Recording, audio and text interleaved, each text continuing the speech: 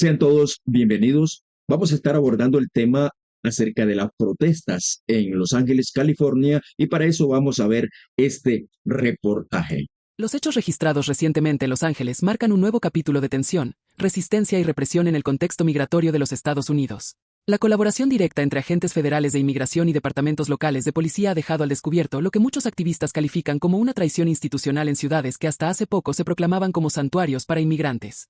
Pero las escenas de los últimos días muestran otra cara. Una donde la policía de Los Ángeles, bajo el uniforme del LPD, ha sido vista escoltando, colaborando y ejecutando operativos junto a ICE. Una colaboración que no solo fue negada en reuniones comunitarias anteriores, sino que ahora se convierte en evidencia visual de una estrategia conjunta para aplicar redadas a gran escala, particularmente en centros de trabajo donde se concentran migrantes. En medio del caos, Oscar Galindo, vocero de la organización Un Día Sin Migrantes, ofreció cifras alarmantes. Solo el viernes se registraron 80 personas detenidas, en su mayoría capturadas en centros de trabajo del área metropolitana de Los Ángeles y ciudades aledañas. A esto se suman entre 15 y 20 personas más que fueron arrestadas durante las manifestaciones. Y no solo se trata de detenciones. Al menos 6 personas han resultado heridas durante los enfrentamientos que estallaron en medio de las protestas. Lo más grave, según Galindo, es que los agentes de inmigración trabajan actualmente bajo una cuota diaria por ciudad.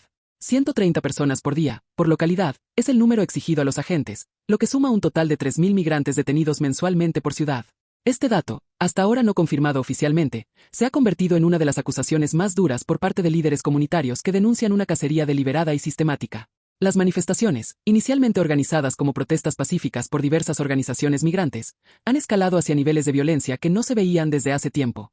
La chispa se encendió en el llamado Centro de la Moda, o más conocido como los callejones del centro de Los Ángeles, un área de concentración de fábricas textiles donde centenares de migrantes trabajan largas jornadas por sueldos muy por debajo del salario mínimo. Fue allí donde ICE realizó uno de los primeros operativos, lo que desencadenó la indignación generalizada. No puede ser que vengan a detener a personas trabajadoras y dejen intactos los puntos donde se distribuyen drogas, fentanilo y otros males sociales, denunció Galindo. Las detenciones selectivas en comunidades trabajadoras mientras otros crímenes graves quedan sin intervenir han calado hondo en la percepción de los manifestantes, especialmente entre los hijos de migrantes nacidos en Estados Unidos. Esta llamada generación no safe representa a los jóvenes estadounidenses, en su mayoría de origen latino, cuyas familias han vivido durante décadas bajo las sombras, escondiéndose del sistema migratorio. Muchos de ellos, ahora adultos, han salido a las calles en nombre de sus padres y madres, quienes por su estatus migratorio no pueden participar activamente en las protestas. Jóvenes de menos de 20 años lideran ahora los bloques de resistencia. Algunos de ellos optaron por acciones pacíficas, sentados frente a los centros de detención gritando consignas.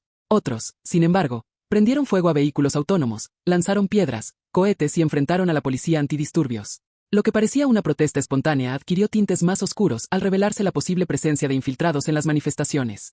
Galindo confirmó que había al menos 2 grupos distintos de protestantes, uno pacífico, organizado y visible, y otro, violento, encapuchado y posiblemente coordinado.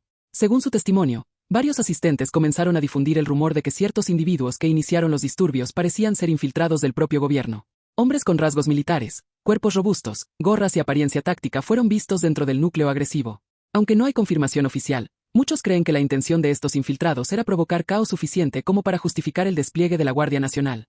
Esa sospecha se refuerza con los informes de que algunos jóvenes fueron vistos incendiando 5 vehículos autónomos frente al centro de retención, sin que existiera un detonante claro de violencia hasta ese momento. Mientras tanto, del otro lado del edificio, personas se sacaban fotos con los agentes antimotines, en un ambiente de tensa pero controlada protesta. La contradicción es evidente, una protesta fragmentada entre lo genuino y lo posiblemente manipulado. La prensa internacional no tardó en cubrir los sucesos. El New York Post destacó la imagen de un manifestante enmascarado ondeando la bandera mexicana como símbolo de los disturbios. El titular sugería que esta imagen era propaganda perfecta para Donald Trump, quien ha aprovechado cada episodio de violencia para reforzar su retórica antiinmigrante. El New York Times señaló que Trump aprovecha el caos en California para expandir su autoridad, mientras el Washington Post hizo énfasis en que el expresidente elude a Gavin Newsom y despliega unilateralmente la Guardia Nacional, trazando así un nuevo territorio político al ignorar directamente al gobernador. Por su parte, el Wall Street Journal informó que las protestas ya alcanzan su tercera noche consecutiva, marcando una intensificación de la tensión migratoria en el estado más poblado del país.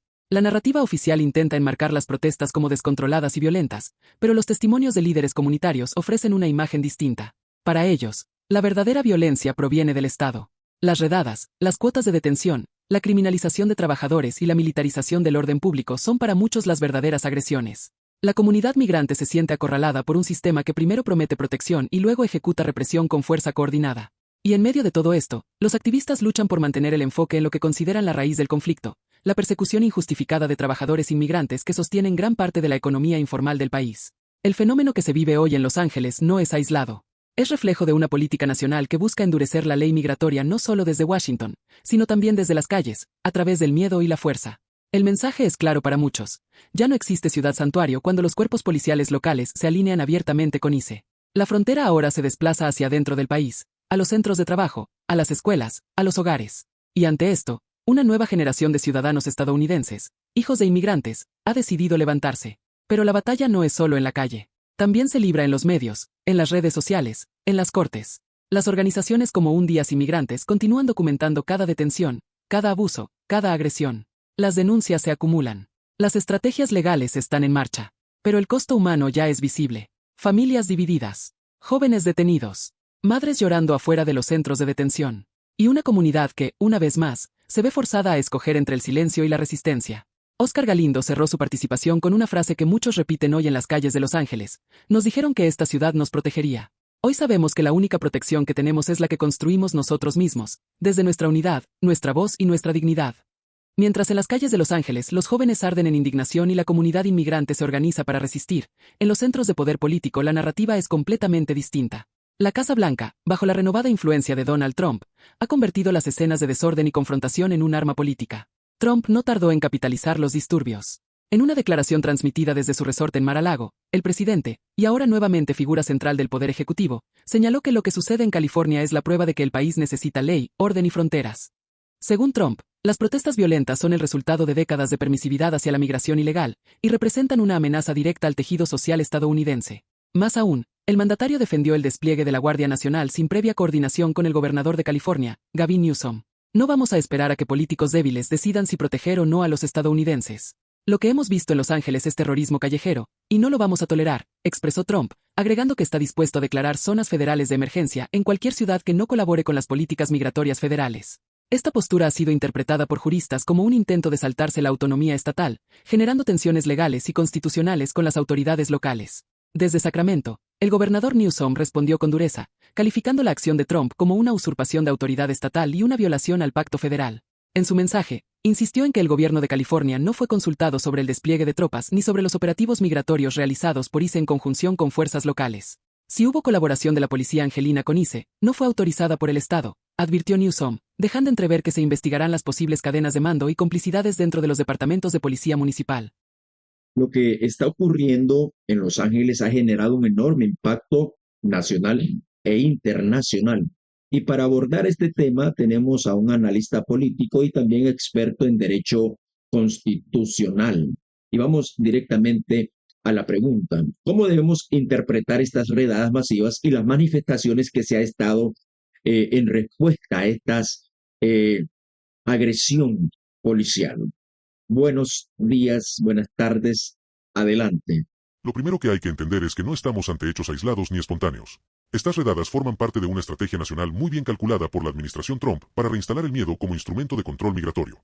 La diferencia esta vez es que han decidido hacerlo en ciudades que tradicionalmente se identificaban como santuarios, y al hacerlo, están provocando un choque directo entre los gobiernos locales y el federal. Las manifestaciones son la consecuencia inevitable del abuso prolongado, pero también de una generación que ya no está dispuesta a callar. Lo que estamos viendo en Los Ángeles es el epicentro de una crisis institucional, legal y moral. Se ha hablado de cuotas internas dentro de ICE, 130 detenidos o 130 detenciones diarias por ciudad. ¿Esto es legal? ¿Cómo se filtran estos datos y cuál es el objetivo? Es un punto extremadamente delicado. Aunque oficialmente ICE no reconoce cuotas, múltiples reportes internos y filtraciones apuntan a que sí existe una presión operativa por alcanzar cifras mínimas diarias. El objetivo es doble. Por un lado, justificar los fondos millonarios que se destinan a estas agencias. Por otro, proyectar una imagen de eficiencia represiva. La legalidad de esto es cuestionable si consideramos que las detenciones se están haciendo bajo criterios masivos y no individuales. Es decir, no se persigue al delincuente migratorio, sino al trabajador, al estudiante, al ciudadano de a pie que no tiene documentos. Eso, bajo estándares internacionales, puede considerarse persecución sistemática. ¿Qué tan grave es el hecho de que la policía local esté colaborando con ICE cuando supuestamente la ciudad es santuario? Es gravísimo, por muchas razones. Primero, porque rompe el contrato social que existe entre las comunidades inmigrantes y las autoridades locales. Cuando una ciudad se declara santuario, está diciendo que sus instituciones no serán cómplices de la deportación. Si ahora vemos videos donde el LPD actúa junto a ICE, estamos ante una traición institucional. Segundo, esto puede traer consecuencias legales para el ayuntamiento, ya que existen políticas locales que prohíben esa colaboración.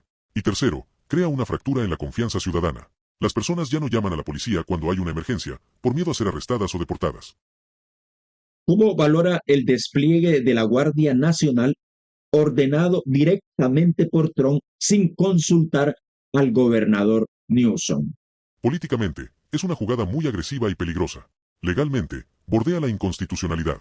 El federalismo en Estados Unidos establece límites claros entre lo que puede hacer un presidente y lo que compete a un Estado. Si Trump despliega la Guardia Nacional sin el consentimiento del gobernador, está abriendo la puerta a una crisis constitucional. Además, este tipo de acciones erosiona la democracia local. No se trata solo de un despliegue militar, es el uso de fuerza federal contra civiles estadounidenses, en muchos casos ciudadanos nacidos en este país, que ejercen su derecho a protestar. Se habla de infiltrados en las manifestaciones, personas que inician disturbios para justificar más la represión. ¿Usted cree que esto es plausible? Más que plausible, es histórico. Este tipo de tácticas han sido documentadas desde los años 60 y 70, durante las protestas contra la guerra de Vietnam o los movimientos por los derechos civiles. Agentes provocadores infiltrados tienen como función deslegitimar el movimiento y ofrecerle al Estado una excusa para usar fuerza excesiva. En este caso, hay testimonios coherentes que apuntan a la presencia de individuos que actuaron de forma coordinada, con perfil militar, generando disturbios en áreas donde la manifestación era pacífica. Es una estrategia que busca criminalizar a los manifestantes y redibujar la narrativa ante la opinión pública. Trump ha, Trump ha capitalizado este conflicto para reforzar su postura anti-inmigrante. ¿Qué impacto cree que tenga en su base esto? Este tipo de eventos refuerzan a la base dura de Trump.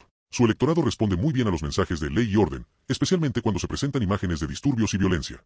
Lo peligroso es que esta estrategia le funciona incluso si los hechos fueron provocados por infiltrados. A nivel narrativo, basta con mostrar una bandera mexicana durante un enfrentamiento para activar todos los resortes emocionales del votante antiinmigrante. La narrativa visual, los titulares, los discursos cuidadosamente diseñados están pensados para reforzar una idea: los inmigrantes son desestabilizadores. Aunque la realidad sea otra, la imagen ya quedó instalada. ¿Cómo está respondiendo el Congreso ante todo esto? ¿Hay posibilidad de frenar esta avanzada desde el ámbito legislativo? La respuesta es fragmentada. El Congreso está profundamente dividido. El caucus hispano, junto con algunos senadores como Alex Padilla, están alzando la voz y pidiendo audiencias de emergencia, pero el control del Congreso es limitado y no existe mayoría suficiente para imponer restricciones reales al Ejecutivo en este momento. Además, muchos congresistas demócratas están cuidando sus distritos, temen represalias electorales si se enfrentan abiertamente a una narrativa que, en algunos estados, tiene apoyo popular. La única posibilidad de freno real es judicial, demandas que busquen bloquear estos operativos por inconstitucionales, por violación de derechos civiles o por abuso de poder. ¿Qué le espera a la comunidad migrante en las próximas semanas si esta situación se mantiene en escalada? Le espera una etapa muy dura. Estamos ante el despliegue de una política de fuerza, de miedo y de represión. Pero también hay una oportunidad. Estas protestas han visibilizado a una generación que ya no tiene miedo, que no se esconde. Si se logran canalizar políticamente estas energías, si las organizaciones legales actúan con rapidez, si los medios internacionales siguen atentos, podemos ver un contrapeso emergente. La comunidad migrante, en alianza con ciudadanos conscientes, puede hacer frente a esta avanzada. Pero el costo será alto, y el tiempo es esencial. El silencio, en este momento, es el peor enemigo. ¿Es legal que el presidente Trump despliegue la Guardia Nacional sin el consentimiento del gobernador del estado? Es una excelente pregunta porque aquí entramos en un terreno jurídico delicado. El despliegue de la Guardia Nacional sin el consentimiento del gobernador es extremadamente controvertido. La Constitución de los Estados Unidos, bajo la cláusula de milicia del artículo I, sección 8, establece que el Congreso puede autorizar el uso de la milicia para ejecutar las leyes federales, suprimir insurrecciones y repeler invasiones. Sin embargo, cuando se trata de estados individuales, el principio de soberanía estatal, reforzado por la 10ª enmienda, indica que la autoridad para utilizar fuerzas armadas dentro del estado debe contar con el aval del gobernador, salvo que se declare una insurrección o emergencia nacional. Esto significa que Trump está violando ese principio de soberanía estatal. Técnicamente, si no hay una justificación clara de emergencia o insurrección, sí. La ley federal, conocida como la Ley de Insurrección de 1807, permite al presidente utilizar fuerzas federales en suelo estadounidense bajo condiciones muy específicas: rebelión, insurrección o imposibilidad de que las autoridades estatales mantengan el orden. Pero este no es el caso de California. No hay una insurrección armada ni una amenaza nacional justificada. El presidente ha usado imágenes de vandalismo y protesta como justificación, pero jurídicamente no alcanza el umbral que esa ley requiere. Por tanto, sí, se podría argumentar que el despliegue es inconstitucional y viola el federalismo. En cuanto a las redadas. ¿Es constitucional que se realice en una ciudad que se ha declarado como ciudad santuario? Aquí entramos en la interacción entre leyes federales y ordenanzas locales. La ley migratoria es competencia federal exclusiva, pero la ejecución de esa ley depende muchas veces de la colaboración de autoridades locales. Las ciudades santuario han aprobado leyes municipales que limitan esa colaboración. No impiden que ICE actúe, pero si niegan recursos locales, como acceso a cárceles municipales, datos policiales o apoyo logístico. Si ICE entra por su cuenta, está dentro de su jurisdicción federal, pero si recibe apoyo del Departamento de Policía Local, como ha sucedido en Los Ángeles, se puede estar violando la ley municipal o incluso el voto del Consejo de la ciudad. Y eso podría llevar a demandas judiciales por parte de los residentes, especialmente si hubo detenciones ilegales o uso excesivo de fuerza. Entonces, ¿puede una ciudad o un estado demandar al gobierno federal por estas acciones? Absolutamente. Hay precedentes. En 2018, California demandó al gobierno de Trump por intentar obligar a las ciudades a colaborar con ICE mediante la amenaza de retirar fondos federales. La Corte Suprema finalmente falló a favor de los estados, indicando que el gobierno federal no puede coaccionar a gobiernos locales a ejecutar leyes federales, especialmente si eso contradice sus políticas internas. Si se demuestra que agentes federales actuaron en conjunto con policías locales sin autorización o en violación de ordenanzas locales, se abre la puerta a una batalla legal. Incluso podrían intervenir tribunales federales para emitir medidas cautelares. ¿Qué derechos tienen los detenidos en estas redadas? ¿Se respetan los debidos procesos? Todos los individuos, independientemente de su estatus migratorio, tienen derechos constitucionales en territorio estadounidense. Eso incluye el derecho al debido proceso, el derecho a no ser detenido arbitrariamente y, en muchos casos, el derecho a una audiencia ante un juez de inmigración. Si se demuestra que una persona fue arrestada sin causa probable, sin orden judicial o en violación de una política local que debía protegerla, su defensa puede pedir la supresión de evidencia o incluso la liberación inmediata. También hay protecciones para menores, personas con condiciones médicas o víctimas de abuso. Si se no respeta esos protocolos, incurre en responsabilidad civil y administrativa. ¿Qué papel pueden jugar las cortes federales si esto escala? Un papel fundamental. Las Cortes Federales pueden revisar la constitucionalidad de las acciones ejecutivas. Si se presentan demandas bien argumentadas, con pruebas de violación de derechos o abuso de autoridad, las Cortes pueden emitir órdenes para detener deportaciones, limitar operativos, exigir transparencia y obligar al gobierno a actuar dentro de la ley. En el pasado, cortes en el noveno circuito, que incluye California, ya han frenado políticas migratorias excesivas. El problema es que el proceso judicial toma tiempo, y muchas veces los daños a las personas ya están hechos cuando llegan los fallos. ¿Y qué sucede si se comprueba que hubo infiltrados o provocadores entre los manifestantes con el objetivo de justificar un uso excesivo de la fuerza? Eso sería muy grave. Si se prueba que agentes federales o locales infiltraron manifestaciones con el fin de provocar disturbios y justificar represalias o medidas de seguridad, estaríamos ante una violación directa a la primera enmienda, que garantiza la libertad de expresión y de reunión. Esa conducta equivaldría a una manipulación del orden público por parte del Estado, algo más propio de regímenes autoritarios que de una democracia. Sería motivo de investigación federal y podría derivar en sanciones, despidos e incluso demandas por daños civiles contra las agencias involucradas. ¿Cree usted que esto podría escalar hasta la Corte Suprema? Definitivamente. Si los casos judiciales se acumulan y hay decisiones contradictorias en distintas cortes federales, el tema podría terminar en la Corte Suprema. El precedente que siente la Corte en este contexto sería crucial para definir los límites del poder federal sobre los estados y la protección de la ciudad de santuario. Además, en un año electoral, todo esto adquiere una dimensión política muy sensible. Lo que se decida aquí no solo afecta a Los Ángeles o California, sino a todo el país.